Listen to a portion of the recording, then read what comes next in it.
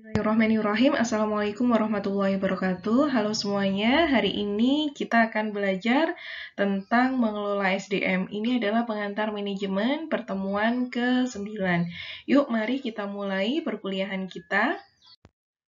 Pertama di slide adalah kita belajar dulu mengapa kita perlu mengelola SDM, seperti itu.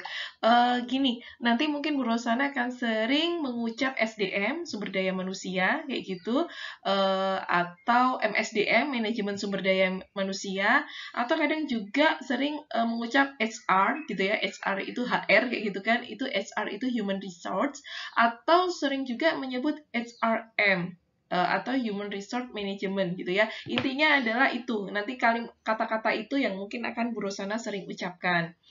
Berikutnya adalah kita berbincang mengenai mengapa pengelolaan SDM itu penting. Yang pertama, SDM itu bisa digunakan sebagai keunggulan kompetitif, keunggulan yang nggak dimiliki oleh orang lain. Jadi keunggulan keunggulan kompetitif itu bisa dari mana-mana ya, misalnya dari produknya gitu ya.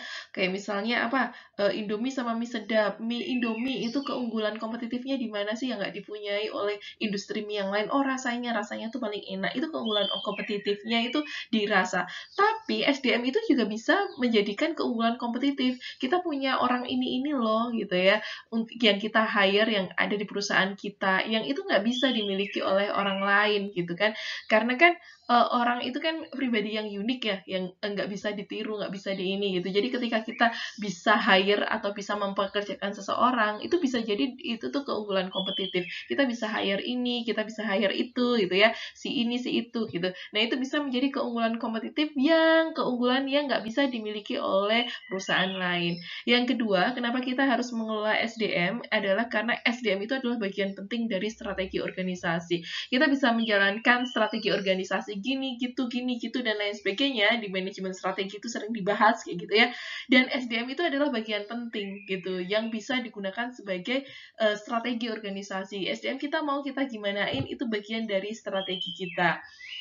Yang ketiga, kenapa pengelolaan SDM itu penting? Yaitu karena cara organisasi memperlakukan orang-orang itu ternyata sangat penting dan dapat berdampak pada kinerja organisasi. Jadi perlu banget kita tuh mengatur gitu ya, memperlakukan karyawan-karyawan kita itu seperti apa, karena itu tuh akan berdampak pada kinerja orang-orang yang ada di organisasi. Makanya kita perlu banget untuk memikirkan itu ketika kita menjadi manajer gitu ya di sumber daya manusia. Itu perlu memikirkan bagaimana cara memperlakukannya, bagaimana mentrainingnya, bagaimana merekrutnya, dan lain sebagainya. Itu tuh akan berdampak pada kinerja organisasi. Makanya kita tuh penting banget untuk ngomongin tentang pengelolaan SDM. Ini adalah gambaran dari keseluruhan PPT pada PPT ini gitu ya, pada pagi hari ini. Bu Rosana taking choice-nya itu pagi, jadi pada pagi hari ini gitu ya. Jadi ini adalah gambaran dari PPT Bu Rosana gitu ya. Yang pertama itu dimulai dari proses SDM, manajemen sumber daya manusia gitu ya, SRM.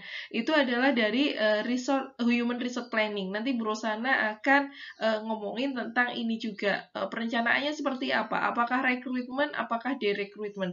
Rekrutmen itu merekrut orang, direkrutmen itu istilahnya apa ya? Mungkin bahasa kasarnya memecat orang atau memberhentikan orang gitu ya.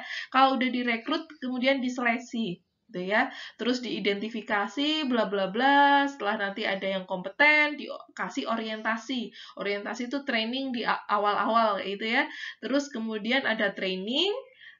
Terus bagaimana nih supaya karyawannya itu punya skill dan pengetahuan? Maka ada performance management. Nanti kita bahas juga nih performance management, terus nanti dikasih kompensasi gitu ya, dikasih gaji, bonus dan lain sebagainya. Terus nanti setelah itu masuk ke career development. Ini kira-kira gambaran dari keseluruhan PPT ini sebenarnya dari bagian ini. Dan PPT-PPT selanjutnya atau slide-slide selanjutnya itu tuh ngejelasin tentang bagian-bagian dari kotakan-kotakan ini kayak gitu.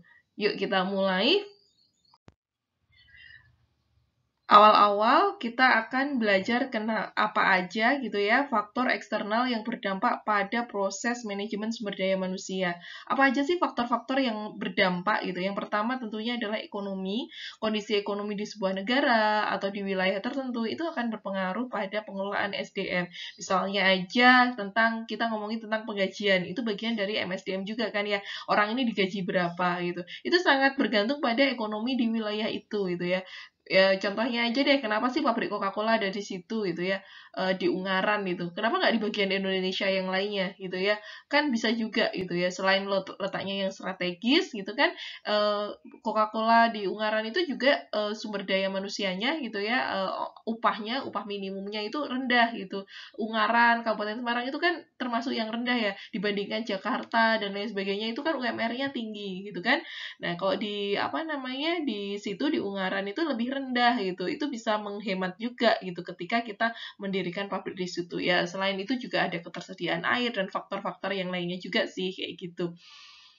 Nah, itu faktor ekonomi di wilayah atau di negara itu penting banget ketika mempertimbangkan kita mempekerjakan SDM. Yang kedua adalah mengenai labor union. Labor itu buruh gitu ya atau pekerja gitu kan. Union itu kayak organisasi uni kumpulan orang-orang gitu ya. Jadi sebuah organisasi yang mewakili pekerja dan berusaha untuk melindungi kepentingan mereka melalui perundingan bersama. Biasanya ini tuh namanya kalau di perusahaan dekat perusahaan tinggal itu ada namanya New Armada gitu ya. Dia itu ininya apa namanya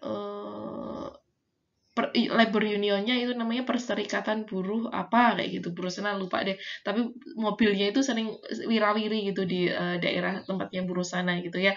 Nah jadi ada Perserikatan Buruh di uh, pabrik ini kayak gitu ya, di industri ini, di manufacturing ini kayak gitu. Nah, itu ada labor unionnya. Itu sangat berpengaruh juga ketika kita akan melakukan pengelolaan SDM. Biasanya mereka itu sering apa ya, melindungi hak-hak karyawan gitu ya. Sementara kadang itu tuh perusahaan jadi harus mengeluarkan duit yang berlebih gitu ya, karena mereka sering menuntut ini, menuntut itu gitu. Nah, itu sering ada pembicaraan dan ini berpengaruh pada pengelolaan SDM tentunya. Yang kedua tentang hukum dan peraturan. Perusahaan tentunya harus mematuhi hukum, peraturan yang berkaitan dengan apa ya perekrutan, memekerjakan karyawan dan lain sebagainya. Jadi ini juga akan berpengaruh bagaimana cara mengelola karyawan atau bagaimana mengelola SDM-nya. Yang keempat adalah demografi. Demografi di wilayah tertentu itu tuh apa namanya berpengaruh banget gitu. Misalnya usia di situ gitu ya, orang-orang yang usia di situ gitu ya, itu kebanyakan anak muda, orang tua dan lain sebagainya. Kalau kita bikin suatu perusahaan di situ bisa nggak gitu ya, itu demografi dari sisi usia, mungkin demografi dari sisi gender gitu ya, laki-laki perempuan dan lain sebagainya, itu juga bisa berpengaruh pada proses MSDM karena memperlakukan laki-laki dan memperlakukan karyawan perempuan itu kan beda ya. Kayak misalnya perempuan itu pasti banyak cutinya gitu ya, cuti hamil, cuti melahirkan gitu-gitu. Jadi pengelolaan SDM-nya tentu akan berbeda ketika apa namanya kita memperkerjakan karyawan yang laki-laki. Kalau karyawan laki-laki biasanya kalau kita kebanyakan karyawannya laki-laki biasanya kalau hari Jumat kita harus banyak tutup gitu ya. Karena kenapa? Karena siangnya mereka harus sholat Jumat kayak gitu kan. Sementara karyawan perempuan enggak gitu ya, tapi karyawan perempuan ya banyak cuti gitu ya dan lain sebagainya. Nah itu demografi ini akan sangat berpengaruh pada proses MSDM. Berikutnya adalah mengidentifikasi dan menyeleksi karyawan yang kompeten. Ada beberapa hal yang harus kita lakukan ketika kita mau mengidentifikasi dan menyeleksi karyawan dan kompeten ini, karena nggak cukup berusaha jadiin 2 slide kayak gitu. Di sini adalah HR planning, recruitment and recruitment, terus nanti di slide berikutnya itu tentang seleksinya kayak gitu ya. Jadi ini ada 2 slide sebenarnya. Oke, kita mulai dari HR planning dulu atau perencanaan sumber daya manusia. Apa sih itu? Itu adalah proses memastikan bahwa organisasi memiliki jumlah yang tepat dan jenis yang mampu di tempat dan tepat di waktu yang tepat juga gitu. right man in right place lah, istilahnya kayak gitu. Itu adalah perencanaan human resource. Jadi mereka memiliki jumlah orang yang tepat, di waktu yang tepat, orang dengan kompetensi yang tepat, itu adalah HR planning. Nah, prosesnya itu ada 3. Yang pertama itu adalah job planning. Kita itu kalau misalnya bikin perusahaan atau bikin divisi atau ada project, itu pertama adalah job planning dulu. Perencanaan pekerjaan. Kita menilai dan mendefinisikan pekerjaan apa dan akan dilakukan apa. Misalnya kita bikin online shop gitu ya. Kita butuh apa aja sih gitu ya. Oh, kita butuh kameramen, kita butuh divisi ini, kita butuh divisi ini. Nah, itu adalah pekerjaan apa yang akan dilakukan. Itu adalah job planning. Terus kemudian job description. Job description adalah pernyataan tertulis yang menggambarkan suatu pekerjaan. Misalnya kita butuh marketing, kita butuh sosial media marketing. Nah, tugasnya dia tuh apa gitu ya. Kalau ada orang yang menduduki posisi itu tuh tugasnya apa? Oh, dia bikin konten, oh dia riset konten apa yang lagi ngehit, oh dia ngapain dan lain sebagainya. Itu adalah penulisan job description. Terus kemudian yang ketiga adalah job specification. Job specification adalah spesifikasi pekerjaan, itu pernyataan tertulis dari minimum kualifikasi yang harus dimiliki seseorang.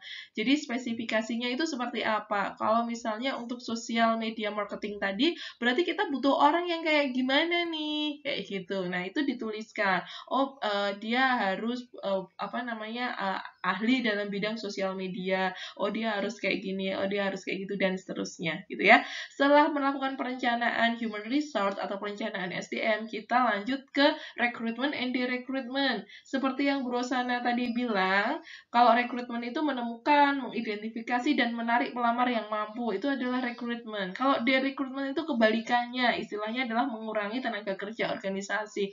Apa ya bahasa kasarnya mungkin memecat, memberhentikan, kayak gitulah. Nah, itu adalah de-recruitment. Ini slide selanjutnya ya, jadi masih dalam mengidentifikasi dan menyeleksi karyawan yang kompeten. Tadi kan udah HR planning sama recruitment and de-recruitment. Ya, terakhir selanjutnya adalah kita menyeleksi nih. Seleksi itu adalah menyaring pelamar untuk memastikan dia itu adalah kandidat yang paling tepat untuk kita hire, kayak gitu. Kalau udah diseleksi terus diapain? Selanjutnya adalah kita mempersiapkan karyawan dengan skill dan pengetahuan yang dibutuhkan. Nih udah dapat karyawannya, habis itu diapain? Pertama adalah orientasi. Orientasi itu adalah memperkenalkan karyawan baru kepada pekerjaan dan organisasi. Jadi apa sih yang harus dia kerjakan gitu. Misalnya prodi perbankan misalnya dia lolos karyawan bank gitu ya. Di awal setelah itu misalnya dia jadi teller gitu ya. Ya dia diperkenalkan dengan pekerjaan teller, bagaimana menjadi teller dan lain sebagainya. Kalau kalian itu dari jurusan akuntansi gitu ya, terus di kantor akuntan begitu masuk terus diajarin apa dong kalau misalnya di akuntansi apa menghitung-hitung gitu ya atau apa berusaha mungkin agak kurang bisa memberikan contoh ya gitu. Kalau di akuntansi itu prosesnya seperti apa sih seorang akuntan gitu ya. Terus kemudian kalau misalnya kalian kerja di misalnya marketing, ini berusaha kan dari marketing nih misalnya sosial media marketing, berarti kita harus ngapain aja? Oh, pertama kita diajarin tentang riset sosial media, itu tuh seperti apa, menggali ide, itu seperti apa, membuat konten, itu tuh seperti apa. Nah, mungkin kalau di marketing, itu tuh online marketing, itu seperti itu, gitu kan. Itu dikasih orientasi tentang pekerjaan dia. Berikutnya adalah training karyawan. Habis itu terus dikasih training, gitu kan? Trainingnya seperti apa? Untuk meningkatkan, mengasah pengetahuan dia, skill dia, dan lain sebagainya. Berikutnya adalah mempertahankan kompetensi dan performa karyawan. Caranya dengan seperti apa sih, gitu kan? Pertama, kalau employee performance management itu adalah dengan menetapkan standar kerja yang digunakan untuk menilai kinerja karyawan. Jadi ada standarnya. Jadi dinilai. Kalau orang kerja itu dinilai. Perusahaan nih yang dosen itu juga dinilai loh. Pengajarannya itu seperti apa, penelitiannya itu seperti apa, terus kemudian pengabdiannya seperti apa, kan Tridharma perguruan tinggi ya. Jadi pengajaran, penelitian, pengabdian itu ada assessment-nya. Setiap bulan berusaha harus membuat laporan, terus kemudian setiap 1 semester juga ada yang membuat laporan juga, beda formatnya. Yang per tahun itu juga ada sendiri gitu. Jadi setiap kerjaan itu ada ada ini ya, ada performanya yang dinilai itu tuh ada. Nah, yang kedua adalah cara untuk mempertahankan kompetensi dan performa itu dengan kompensasi dan benefit. Jadi akan dikasih kompensasi atau dikasih kalau di sini kompensasi and benefit, dikasih bayaran, dikasih bonus, dikasih gaji, dikasih apa, itu juga untuk mempertahankan kompetensi dan performa dia kayak gitu. Nah, di sini ada dua macam compensation and benefit.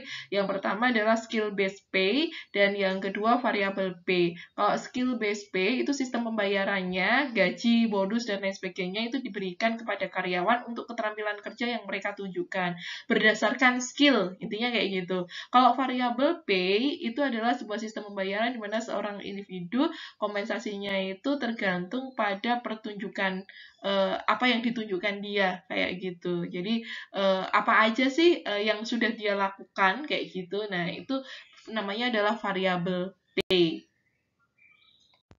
Kita lanjut ke forum diskusi ya. Kita lanjut ke kelas offline, kita masuk ke sesi tanya jawab.